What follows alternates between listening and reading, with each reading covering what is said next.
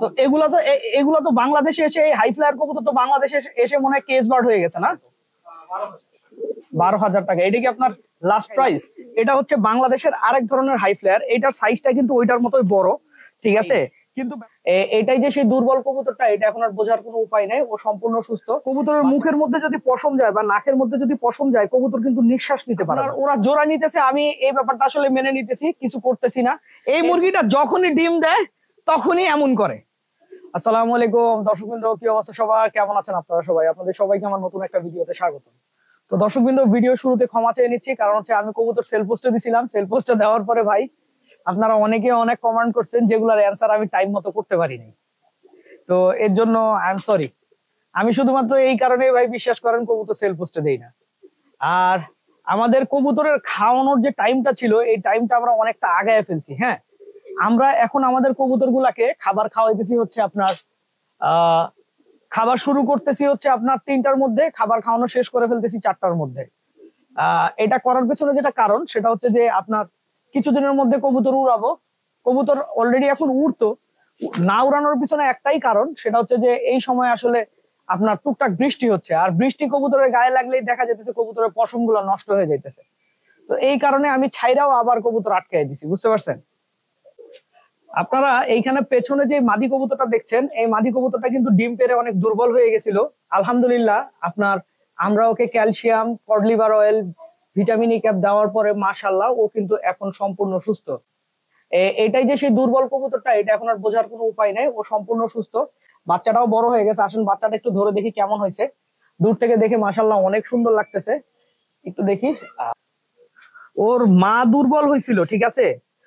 কবুতরের মাটা দুর্বল হওয়ার কারণে ওর লেজের মধ্যেও দেখেন একটা দুর্বলতা আছে। কবুতরের যেহেতু একটা কবুতর ওকে তো ওর বাবা আর ওর মা খাওয়াচ্ছিল, তো যেহেতু একটা কবুতর দুর্বল ছিল, তো খাবারের একটু ঘাটতি হয়েছে। এই ঘাটতির কারণেই দেখেন আপনার লেজটা এমন হয়েছে। আমি কিন্তু ওকে টোটালি বড় করছি হচ্ছে আপনার ভাতের মার খাওয়ায়া, এবং আলহামদুলিল্লাহ ভাতের মার খাওয়ায়া ও এখন মোটামুটি সুস্থ সবল। ওর মুখের মধ্যে এই যে দেখেন পশম গেছে।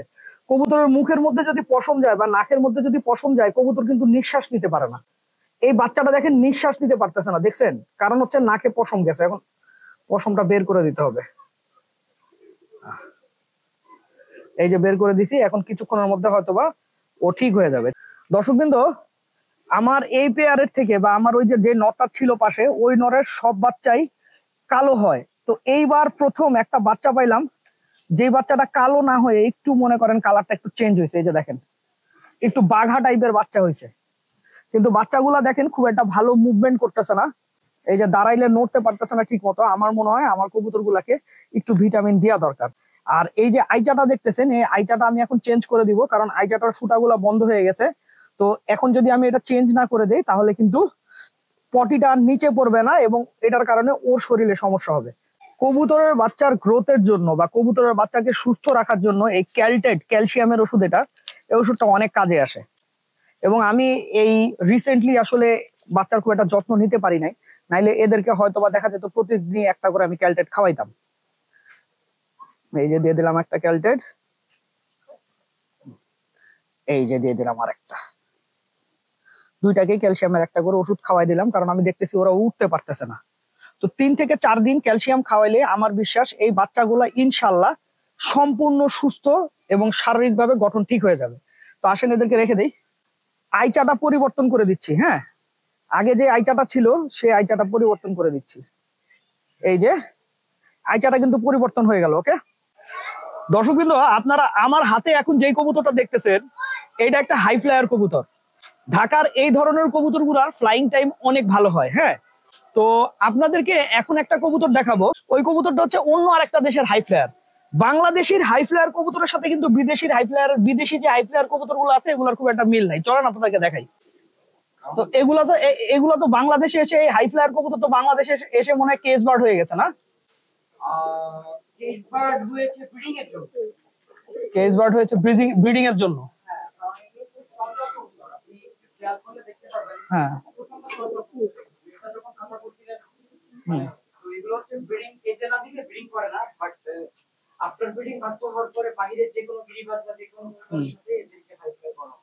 আচ্ছা আচ্ছা, এগুলোর প্রাইস কেমন বলতেছেন? এই পেয়ারটার এখন প্রাইস আছে কত?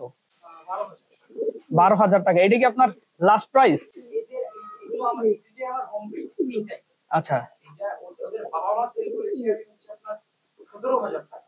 17,000 টাকায়। বাবা মা এই মেলের থেকে বড় ছিল, এগুলো আরো বড় হবে মাত্র প্রায় আচ্ছা আচ্ছা, এগুলো আরো সাইজ অনেক বড় হবে। আশা করা যায়। এগুলার আমি একটা জিনিস খেয়াল করে দেখতেছি যে এদের চেহারাটা দেখতে অনেকটা রেসার কবুতরের মতো। হ্যাঁ, জি। তো আপনার এগুলা কি মাদ্রাজি টাইপের কোনো কবুতর নাকি ভাই? আবার না মা এটা হচ্ছে বাংলাদেশের আরেক ধরনের হাই ফ্লায়ার। এটার সাইজটা কিন্তু ওইটার মতোই বড়, ঠিক আছে। কিন্তু ব্যাপারটা হচ্ছে আপনারা খেয়াল করে দেখছেন ওই কবুতরটার ঠোঁটটা ছিল কেমন যেন হুমার মতো মোটা, আর এই কবুতরটার ঠোঁটটা কিন্তু ওইরকম মোটা না। চোখটা সাদা বর্ণের আর ওই কবুতরটার চোখ ছিল হচ্ছে হলুদ বর্ণের।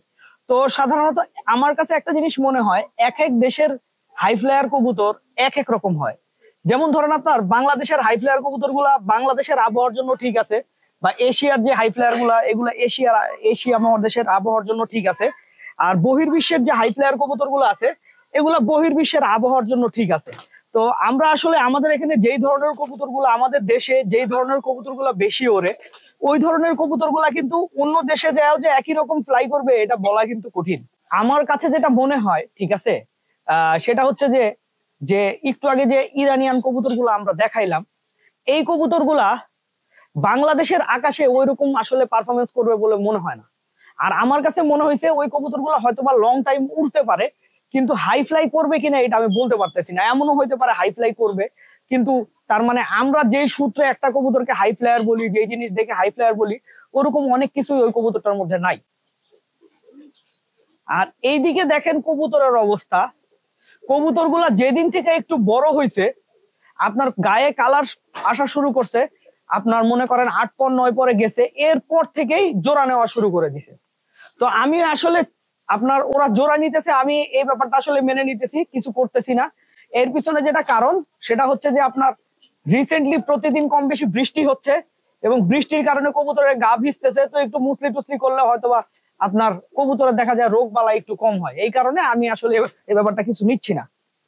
আপনারা দেখেন এই মুরগিটা এই মাত্র, ঠিক আছে, আমাকে মনে করেন এইভাবে ধরছে, মনে হয় খাবার টাবার কিছু চাইতেছে। এই তুই কি বলতেছিস?